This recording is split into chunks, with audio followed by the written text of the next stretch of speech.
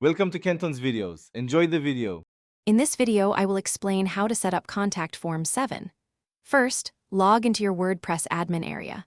Go to Plugins on the left-hand menu, then click Add New. In the search bar, type Contact Form 7 and press Enter. Once you find the plugin, click Install Now and then Activate. This simple process takes less than 1 minute and makes the powerful form builder ready for your website, allowing you to create many different contact options. Now that Contact Form 7 is active, you will see a new contact menu item in your WordPress dashboard. Click on it, then select Add New to create your very first form.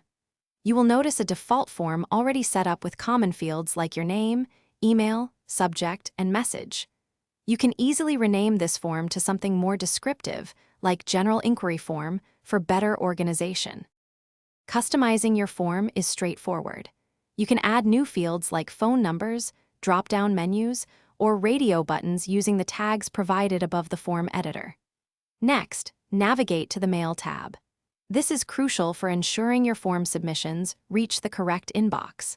Set the To Address to your desired recipient email and the From Address to ensure replies go back to the sender. Once your form is designed and mail settings are configured, it's time to embed it. On the Edit Contact Form screen, you will see a shortcode, for example, Contact Form 7 ID equals 123 title equals Contact Form 1.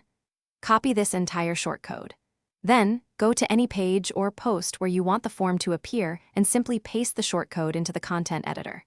Finally, publish your page and test the form by sending a submission. Thanks for watching. Consider subscribing if we helped you.